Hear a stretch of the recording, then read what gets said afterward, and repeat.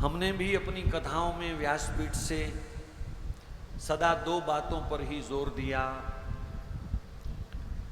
भागवत जी की कथा हो, श्री राम कथा हो, कोई भी बहाना हो, अंतिम उद्देश्य यही है कि हर जीवा पर भगवान का नाम आ जाए और हर हाथ में गौ माता की सेवा आ जाए। ये दो ही एकमात्र ऐसे पुरुषार्थ के कार्य हैं जो लोक और परलोक का निर्माण कर सकते हैं।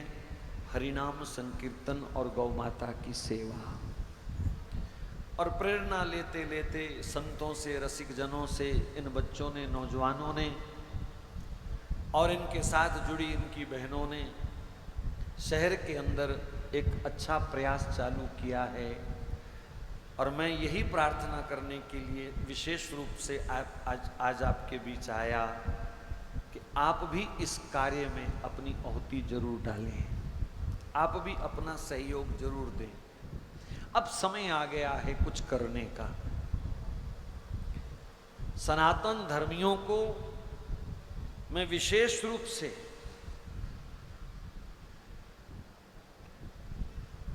हिंदू धर्मावलंबियों को मैं विशेष रूप से जागृत करना चाहता हूं। अब जागने का समय आ गया है। देश के हालात किधर जा रहे हैं समाचारों में आप सुनते हैं, पढ़ते हैं। कब किसका नंबर लग जाए कोई खबर नहीं है। कब कहां कोई बहाने से किसी हिंदू की गर्दन काट दी जाए, आज कोई भरोसा नहीं है। वोटों की लालच में नेता लोग ऐसे लगता है जैसे बिके हुए हैं। क्या कसूर था 2 दिन पहले जिस पुलिस ऑफिसर को ट्रक के नीचे कुचल दिया गया, वो आप लोगों की संपत्ति की, देश की संपत्ति की रक्षा करना चाहता था। कुछ लोगों की जेब में जो 2 नंबर का धन जा रहा था उसको रोक करके वो जनता के कार्य में वो सारा धन पहुंचे, सरकार के खजाने में पहुंचे। यही तो उस नौजवान की कोशिश थी, पर उसको ट्रक तले कुचल दिया गया। इसमें कोई दो राय नहीं है कि नाम संकीर्तन से बढ़कर के कलयुग में कोई बड़ा पुरुषार्थ नहीं। पर जिंदा रहेंगे तो ही तो कीर्तन गाएंगे, सुरक्षित रहेंगे तो ही तो कीर्तन गाएंगे। आज हमारे मोहल्ले में परमात्मा ना करे 10, 20, 50 विधर्मी लोग आकर के बैठ जाएं, क्या तुम्हारा लाउड स्पीकर बजने देंगे वो? क्या तुम्हें कीर्तन करने देंगे वो? ना जाने किसको पकड़ करके चाकू चलाना तो उनके लिए ऐसे है जैसे कोई सब्जी काटना हो, मूली काटना हो। क्योंकि आपने तो केवल केक काटने के लिए बच्चे के हाथ में चाकू पकड़ाया, उन्होंने पैदा होते ही बच्चों को जानवर काटना सिखा दिया, खून बहाना सिखा दिया। उनको कोई फर्क नहीं पड़ता। मैं कोई डरा नहीं रहा आपको, मैं केवल आपको सावधान कर रहा हूं। अपनी साधना को मजबूत कीजिए, अपनी एकता को मजबूत कीजिए, अपनी गुरु परंपरा को पहचानिए, अपनी पितर परंपरा को पहचानिए। हम किनके वंशज हैं? आज मैं पूछ लूं आप सबका गोत्र, तो हो सकता है बहुत सारे लोगों को अपना गोत्र याद ना हो सकता है बहुत सारे लोगों को अपने परदादा का नाम याद ना हो। क्या हमारा अपने पूर्वजों के प्रति यही कर्तव्य है? उन ऋषि मुनियों की परंपरा की अगर मैं बात करूं, हमें नहीं याद। 4 वेदों के नाम याद नहीं है हिंदुओं को। 18 पुराण की बात कर दूं तो 6 महीने लग जाएंगे 18 पुराण के नाम याद करना। लेकिन किस एक्टर के कितने बच्चे हैं, किसके साथ उसकी शादी हुई, किसके साथ उसका डाइवोर्स हुआ, ये सारा आपको पता है। एकता कपूर ने कितने सीरियल बनाए और किस किस सीरियल में किस किस के डाइवोर्स करवाए, वो तुमको देवियों सब याद है, पर अपने शास्त्रों की परंपरा तुम्हें याद नहीं है। हमारे बच्चे किस प्रकार लोफर होते जा रहे हैं। मुझे माफ करना, मैं शब्द बोल रहा हूं। जब वो सड़कों के ऊपर हॉर्न बजाते हुए लोफरों की तरह निकलते हैं, नशे की प्रवृत्ति उनके अंदर बढ़ती जा रही है और शास्त्रों का अपमान करना, परंपराओं का अपमान करना, नियमों को तोड़ना, यहाँ तक कि ट्रैफिक नियम को तोड़ना भी जैसे वो अपनी शान समझते हैं। उनको बोलो हेलमेट पहन लो तो हेलमेट पहनना उनको अपने फैशन के विपरीत लगता है। और फिर जब सिर फड़वा करके और अस्पताल में दम तोड़ देता है कोई नौजवान, तो सब लोग फिर छाती पीटते हैं। क्यों नहीं हम अपने बच्चों को अच्छी शिक्षा देते, क्यों नहीं अपने बच्चों को अच्छे संस्कार देते? इन मंदिरों को संस्कार का केंद्र बनाना पड़ेगा। मेरी मंदिर संचालकों से, कमेटियों से प्रार्थना है, पहले हर मठ मंदिर के अंदर कोई साधु, कोई महात्मा बैठता था, उसको अपने घर परिवार की चिंता नहीं होती थी, वो 24 घंटे मंदिर में सेवा देता था और मंदिर में आने जाने वाले लोगों को वो अच्छे संस्कार भी देता था। समय बदलता गया, साधु संतों की कमी होती गई, साधु संतों का सम्मान मान लोगों के दिल में कम होता गया, मंदिरों की व्यवस्था कमेटियों के पास आई। अब प्रश्न ये है कि कमेटी वाले घर देखें कि मंदिर देखें? कितना समय देंगे वो? ज्यादा से ज्यादा वो चाह करके भी पूरा समय मंदिर की व्यवस्था में नहीं दे सकते। मंदिर केवल ठाकुर जी के विराज जाने से मंदिर नहीं होता। जब तक इन मंदिरों में धर्म के संस्कार हम अपने बच्चों को नहीं दे पा रहे, तब तक मंदिरें केवल बिल्डिंग हैं, केवल दीवारें हैं, केवल छत हैं। क्या कारण है? मंदिरों में बैठे हुए हमारे आदरणीय पंडित जी क्यों नहीं अपने बच्चों की धर्म की शिक्षा देते? क्या चरणामृत देना, प्रसाद देना ही आचार्य जी का, पंडित जी का दायित्व है? आप लोगों ने कितनी परंपराएं छोड़ी, आप ब्राह्मणों से, विद्वानों से कितनी दूर चले गए। पहले एकादशी की कथा करवाने के लिए पंडित जी को आप बुला लेते थे, सत्यनारायण व्रत की कथा करवाने के लिए आप बुलवा लेते थे, और वो कथा तो वही है जो युगों से चल रही है, लेकिन उस कथा के साथ साथ बच्चों के मन में एक संस्कार की परंपरा बनती थी, क्योंकि ब्राह्मण देवता, पंडित जी, कथावाचक, साधु महात्मा कथा सुनाते सुनाते तुम्हारे बच्चों को कुछ अकल भी सिखा जाता था, कुछ संस्कार भी सिखा जाता था। पूजा में बैठते बैठते तुमको तुम्हारे बच्चों को 2-4 मंत्र भी याद हो जाते थे। अब कौन है घर में एकादशी की कथा करवा रहा, कौन है सत्यनारायण भगवान की व्रत कथा करवा रहा? सब रीति रिवाज, सब परंपराएं तुमने समाप्त कर दी। कैसे बचेगा धर्म?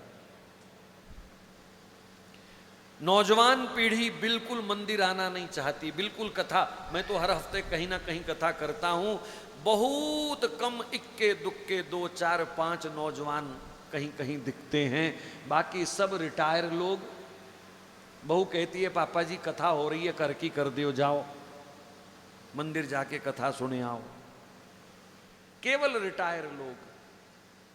ये तो कृपा है गुरुजनों की, संत जनों की, कि यहाँ नौजवानों ने एक शौक दिल को लगा लिया राधा नाम का, वृंदावन धाम का। ये कृपा है, माता पिता की कृपा कहूँ, गुरुजनों की कृपा कहूँ। नहीं तो आम संसार में आप जाकर के देखो, ऐसे संस्कार अब बच्चों में नहीं हैं। आपको सावधान होना पड़ेगा। बच्चों को राष्ट्र भक्त बनाओ, बच्चों को धर्म भक्त बनाओ। और वर्तमान समय में वीर उपासना की आवश्यकता है, वीर उपासना की।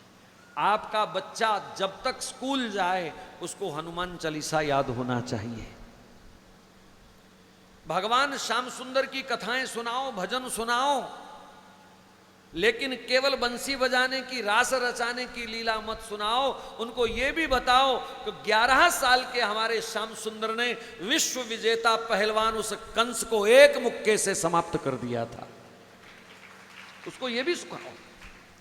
हमने केवल नाजुक नाजुक बातें अपने बच्चों को भजनों के माध्यम से, कथा के माध्यम से सुनाई। श्याम सुंदर के हाथ बड़े कोमल हैं, श्याम सुंदर के चरण बड़े कोमल हैं, वो बंसी बड़ी मधुर बजाते हैं, वो बंसी बहुत मधुर बजाते हैं, पर वो सुदर्शन बड़ा तीखा चलाते हैं जब जरूरत पड़ती है तो।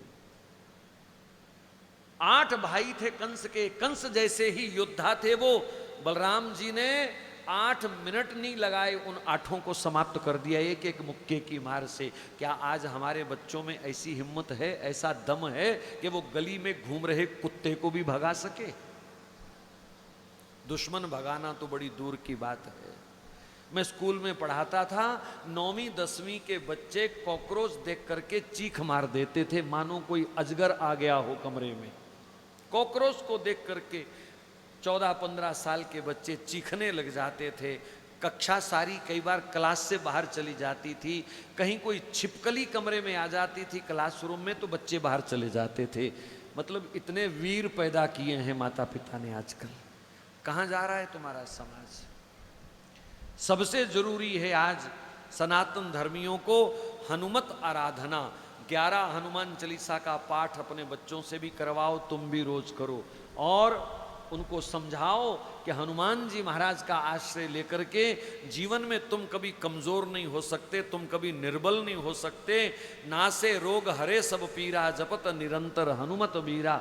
आप हनुमान जी का आश्रय लेकर के कभी किसी रोग का शिकार नहीं हो सकते।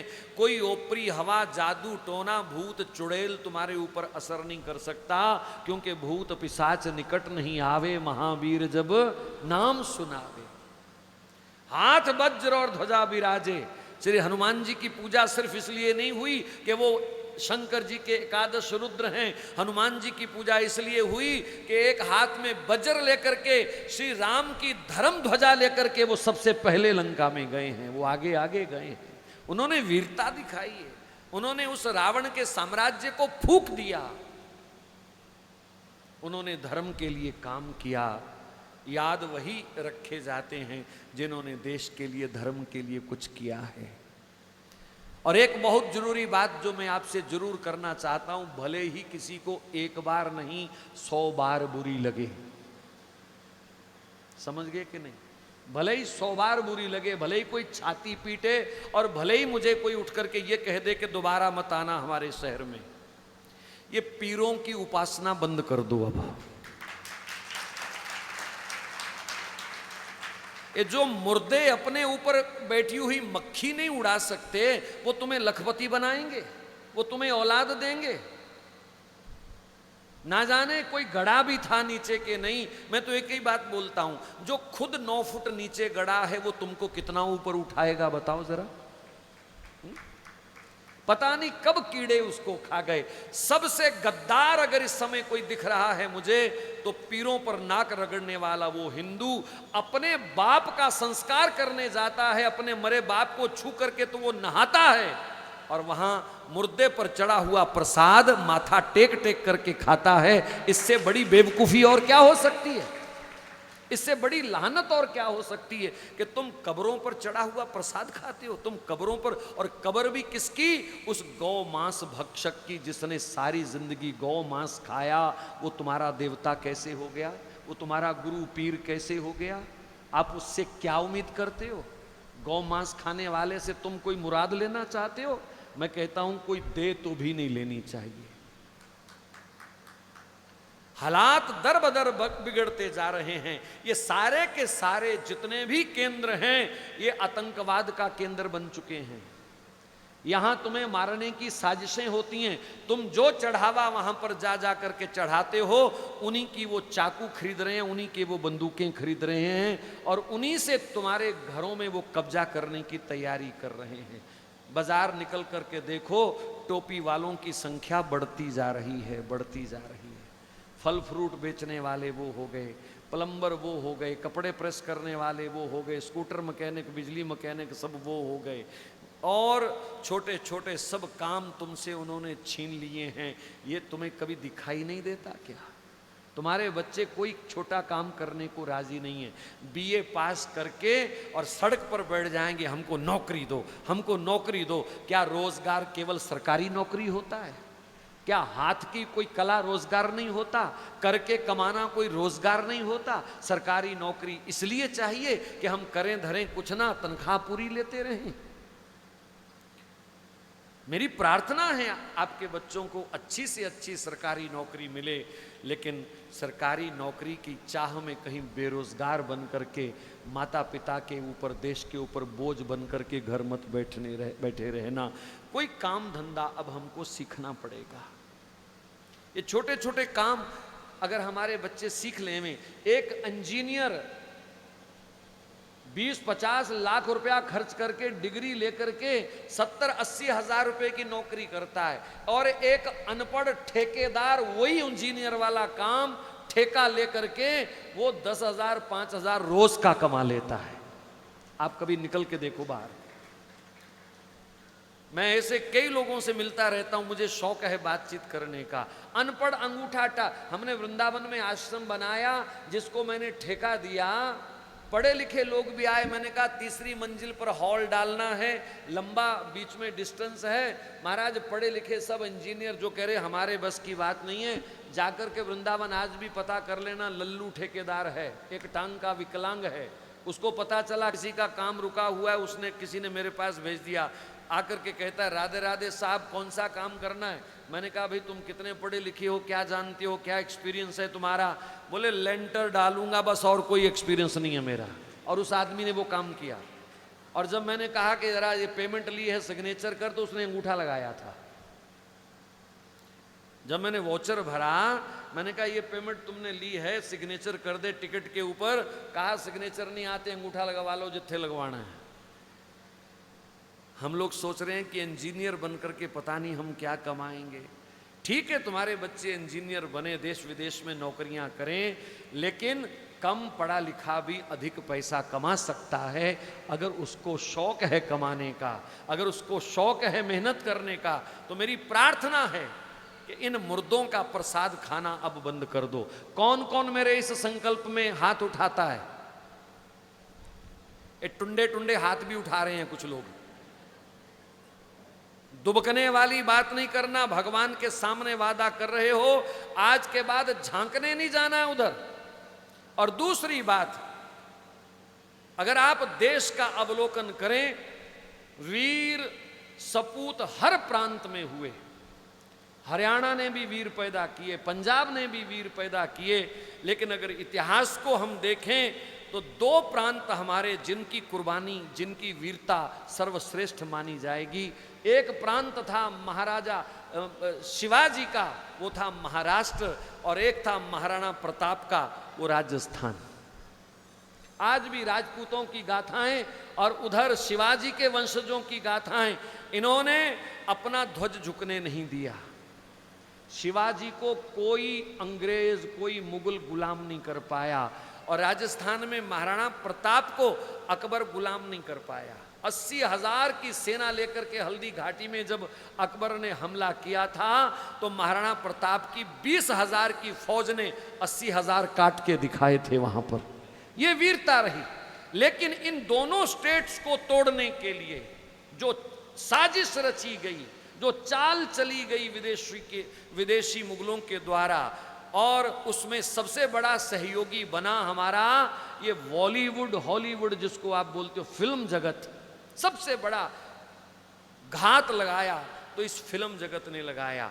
महाराष्ट्र की शक्ति को कमजोर करने के लिए वो शिरडी में एक बाबा उन्होंने बिठा दिया, और राजस्थान की शक्ति को कमजोर करने के लिए अजमेर में एक बिठा दिया जाकर के चिश्ती, और वहां चदरें चढ़ाते चढ़ाते, वहां नाक रगड़ते रगड़ते सारे हिंदुओं को तोड़ दिया। मुझे सिर्फ एक बात का उत्तर दो।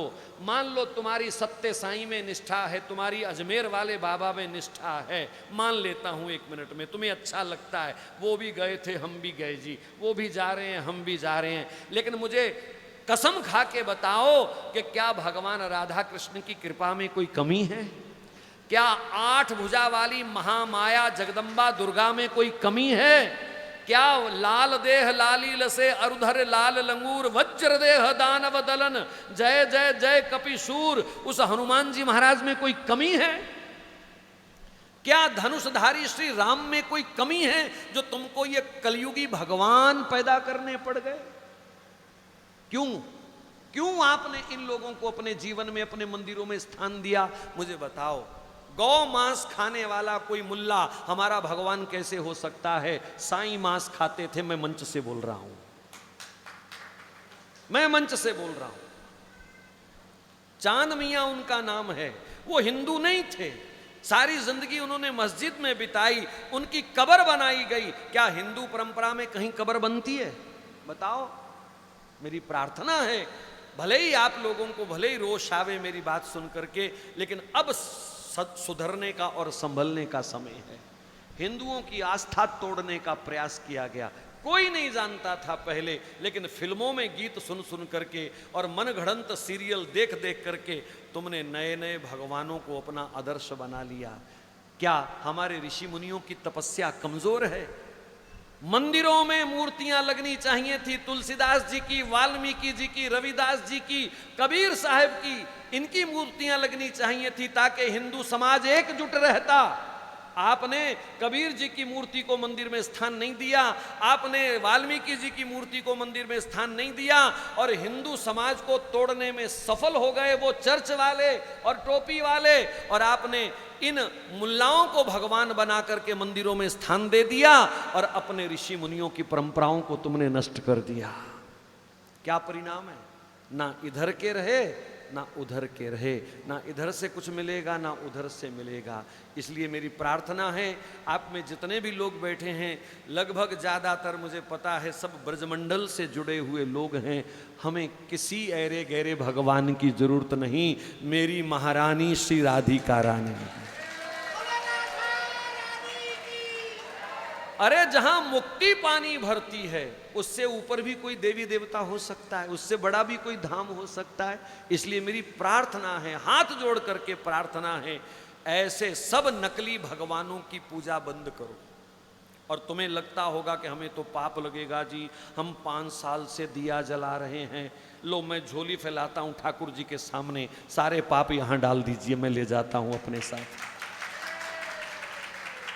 जो तुम्हें लगता है आपके सारे पाप मैं लेता हूं, आप मुझे दे दीजिए अगर किसी को भय लग रहा हो तो। आज समय आ गया है, अपने आप को शुद्ध करो। सारी दुनिया भारत की ओर देख रही है, और भारत का हिंदू ये पता नहीं किस किस की ओर देख रहा है। आज एक कुशल नेतृत्व में देश का नाम रोशन हो रहा है। अमेरिका जैसे देश हैं, वो भी आज हमारे देश से परामर्श ले रहे हैं, हमारे देश के पीछे लग रहे हैं। और ना जाने किस किस का। चाइना को खदेड़ना आसान था क्या? कितनी बार खदेड़ा। क्या कोरोना जैसी महामारी के ऊपर विजय प्राप्त करना आसान काम था? लेकिन आप लोगों ने अच्छे लोगों को चुन करके ऊपर बिठाया। मैं किसी पार्टी का प्रचार नहीं कर रहा, मैं उनके कार्य की प्रशंसा जरूर करूंगा। मैं जिस देश में रहता हूं, क्योंकि कोई प्रधानमंत्री हो, कोई राष्ट्रपति हो, वो जब बन जाता है तो वो पार्टी का नहीं होता, वो देश का होता है। इसलिए हमें गर्व है अपने नेतृत्व पर, जिसने भारत का नाम दुनिया में रोशन किया है। और भारत में चारों तरफ देखो कुछ ना कुछ काम चल रहा है, सड़कें बन रही हैं, पुल बन रहे हैं, 6-6 घंटे का सफर 2-2, ढाई घंटे में पूर्ण हो रहा है। यहां से गाड़ी में बैठो, वृंदावन कब पहुंच गए पता नहीं चलता है। कहने का मतलब कि हम लोग अपने आप को भीतर से मजबूत करें और इन कलयुगी भगवानों के चक्कर से हम निकलें।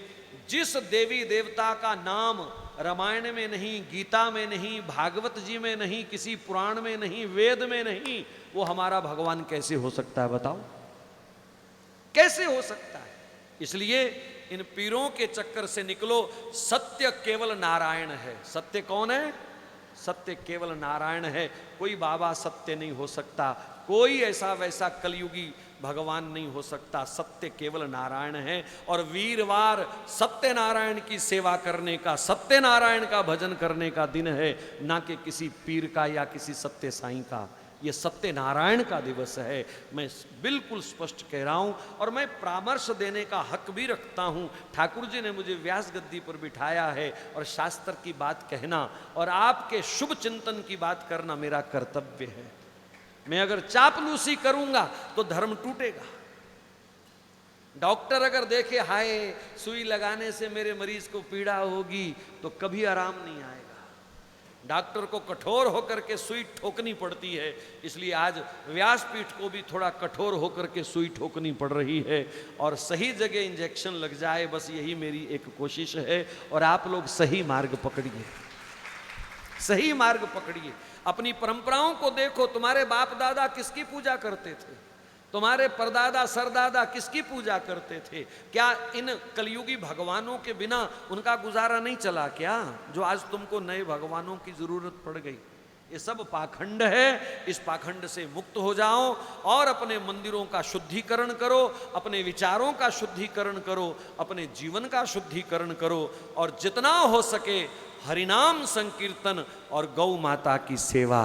बस इन दो कार्यों में डटे रहो, राष्ट्र के शुभ चिंतक बनो, कोई भी देश के विरोध में कार्य मत करो, कोई भी अपने देश के विरोध में प्रचार मत करो, अपने धर्म की हमेशा प्रशंसा करो, अपने धर्म की कभी निंदा मत करो, अपने देश की कभी निंदा मत करो, अपने गुरुजनों की, अपने ऋषि मुनियों की, अपने शास्त्रों की कभी निंदा ना करो और ना सुनो। और कोई मिल जावे ऐसा काम करने वाला तो फिर थोड़ा अब समय आ गया है, उसको जवाब देने की भी हिम्मत रखो, डरो मत। वैसे तो ठाकुर जी की इच्छा के बिना कोई हमारा बाल बांका नहीं कर सकता, और अगर कल को कुछ होता भी है तो मरना 2 4 5 बार नहीं होता, सबने एक ही बार मरना है, कोई फर्क नहीं पड़ता। बस हम इतने कमजोर कर दिए गए, इतने डरपोक कर दिए गए, बस बैठ जाओ जी, छड्डो जी असी की लेना जी, छड्डो जी असी की लेना जी। नहीं भैया, सब कुछ हमने ले, ये देश हमारा है, ये धर्म हमारा है, गाय हमारी है, ये सब मंदिर हमारे हैं, सत्य सनातन धर्म हमारा है, और हमारे इस सब कुछ की रक्षा भी हम सब ही मिलकर के करेंगे। एकजुट रहना सीखो। एक प्रार्थना और, ज्यादा नहीं तो साल में एक बार किसी तीर्थ पर जरूर जाओ। क्या बोला मैंने?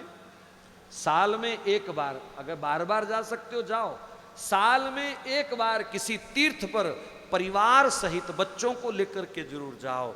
महीने में एक बार बच्चों को, परिवार को लेकर के गौशाला में जरूर जाओ। क्या? महीने में एक बार सारा परिवार गौशाला जरूर जाए। रोज आ सको तो बहुत अच्छी बात, पर हफ्ते में एक बार कम से कम पूरा परिवार मंदिर माथा टेकने जरूर आए। जो भी दिन आपको अच्छा लगता है, मंदिर का नियम होगा, कहीं मंगलवार इकट्ठ होता है तो कहीं रविवार इकट्ठ होता है, एक दिन आपको चुनना पड़ेगा। हमने गलती पता क्या करी? मुसलमान क्या करता है? वो काम छोड़ करके नमाज पढ़ता है। करता है कि नहीं करता? वो काम छोड़ करके नमाज पढ़ता है, और हम पाठ छोड़ करके, मंदिर छोड़ करके काम करते हैं, इसलिए कमजोर हो गए, इसलिए मार खा रहे हैं। अब समय आ गया है, हमको भी समय निकालना है। जैसे आज आए हो, समय निकला कि नहीं निकला? किसी ने 500-500 रुपया तो नहीं दिया था नेताओं की तरह आपको कि चलो 500 मिलेगा। आए हो ना, अपनी इच्छा से आए हो ना, अपनी लगन से आए हो ना। इसी प्रकार हर सप्ताह किसी ना किसी मंदिर में इकट्ठे हो जाया करो। मेरी जितनी भी शहर की धार्मिक संस्थाएं हैं, उनसे प्रार्थना है, आपसी कंपटीशन छोड़ दो। हर संस्था एक दूसरे को नीचा दिखा, मेरे मंदिर का नाम हो जाए, दूसरे का डूब जाए। भैया, ना मंदिर तेरा ना मेरा, मंदिर ठाकुर जी का है, मंदिर सत्य सनातन धर्म का है। सब लोग अगर शिवरात्रि की शोभा यात्रा निकालेंगे तो फिर एक दूसरे को नीचा दिखाने की कोशिश होगी। एक मंदिर आगे लगे, वो शिवयात्री का मुखिया बन करके शोभा यात्रा निकाले, बाकी सब मंदिर सहयोग करें। फिर दूसरा मंदिर रामनवमी पर मुखिया बन जाए, वो शोभा यात्रा का आयोजन करे, बाकी सब मंदिर सहयोगी बने। फिर तीसरी संस्था आगे आवे, वो कृष्ण जन्माष्टमी की शोभा यात्रा निकाले और बाकी सब संस्थाएं उसका सहयोग करें। इस तरीके से आओ। एक और बात कर देता हूं, हर 15 दिन के बाद एक झगड़ा सनातन धर्मियों में होता है, एकादशी कब है, आज है कि कल। ब्राह्मण अपना मत दिखाएंगे, पंचांग अपना मत दिखाएंगे। मेरी प्रार्थना है, सबसे उत्तम तरीका यही है कि आप जिस गुरु परंपरा से जुड़े हुए हो, वहां जिस दिन एकादशी है उसी दिन आपकी एकादशी है, बात खत्म। आपको किसी से पूछने की जरूरत नहीं है, कोई ना कोई गुरु परंपरा आपकी होगी, आप पूछ लीजिए। फिर यही चक्कर अब हर साल पड़ता है जन्माष्टमी वाले दिन में, ठीक है। कोई कहेगा 18 को है, कोई कहेगा 19 को है, कोई कहेगा रोहिणी नक्षत्र आज है तो कल नहीं है, कोई कहेगा आज बुधवार है तो कल नहीं है। भैया, तुमको इस स्यापे में पढ़ने की जरूरत ही नहीं है, इस लफड़े में पढ़ने की जरूरत नहीं। भगवान श्री कृष्ण का जन्म कहां हुआ था? मथुरा वृंदावन ना, तो पता करो, जिस दिन मथुरा में है उस दिन तुम्हारी बात खत्म, झंझट खत्म, सोचने की जरूरत नहीं है।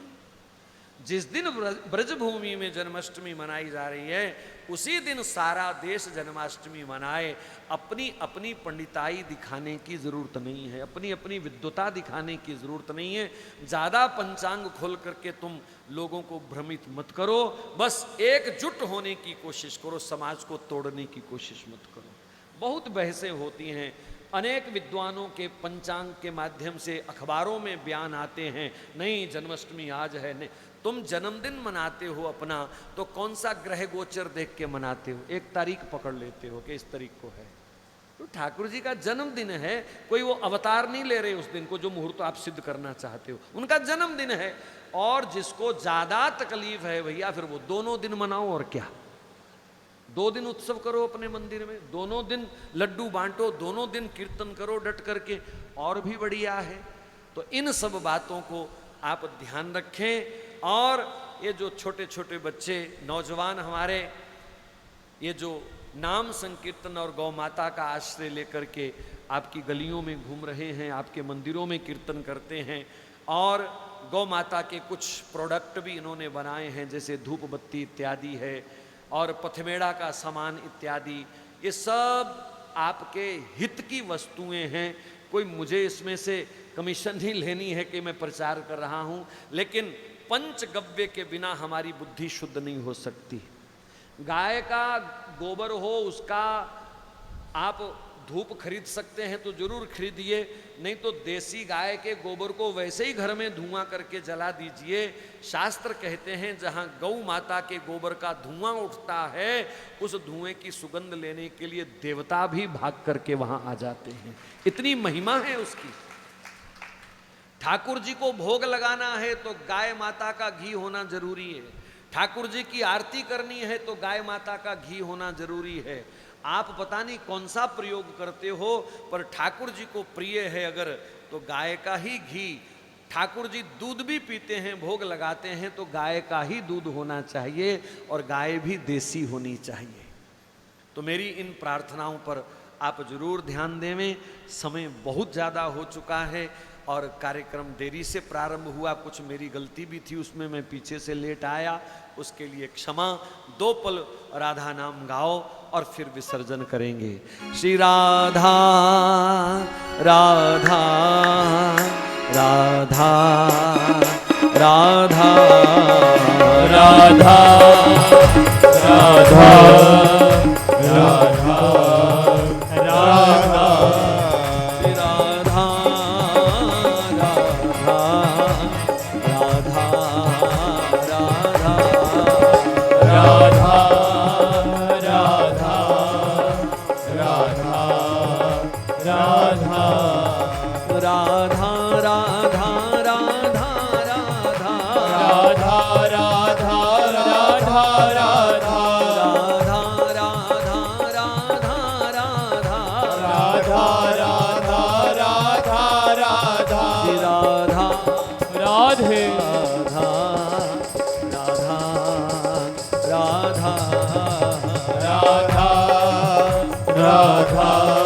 अपने अपने स्थान पर सब खड़े होकर के हाजिरी लगवाएं।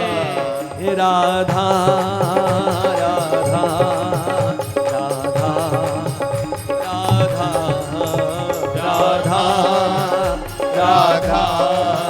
राधा राधा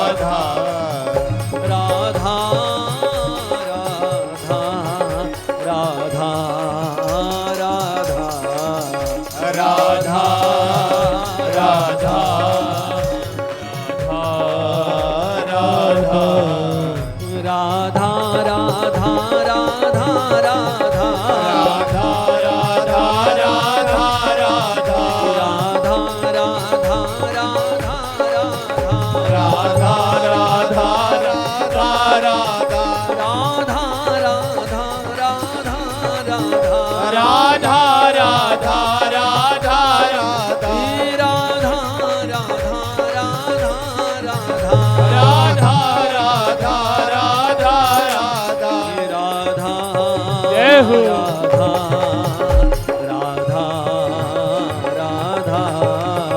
राधा राधा राधा राधा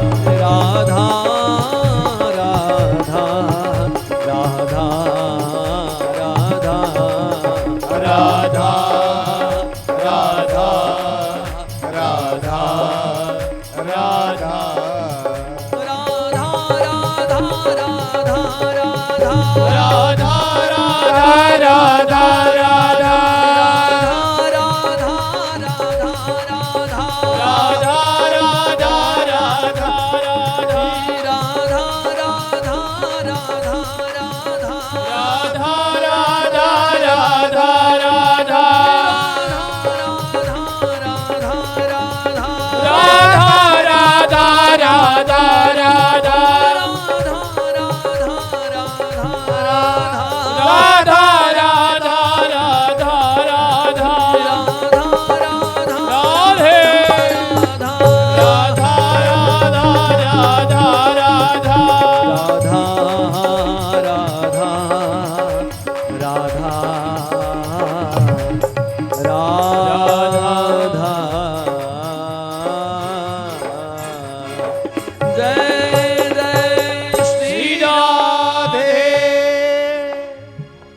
प्रोग्राम तो अचानक ही बन गया ब्याज में।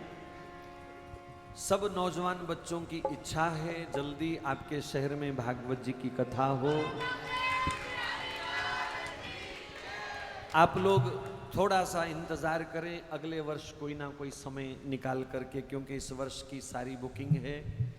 अगले वर्ष जब भी आपके पास बच्चे आए भागवत जी की कथा के लिए कोई सहयोग लेने, तो इनका हौसला बढ़ाइएगा। एक विशाल कथा का यहाँ आयोजन हो और फिर दिल खोल करके 7 दिन ठाकुर जी की चर्चा भी करेंगे, देश धर्म की भी चर्चा करेंगे और नाम संकीर्तन तो होगा ही होगा। आप सब लोग तैयारी करें अपनी मानसिकता बना करके।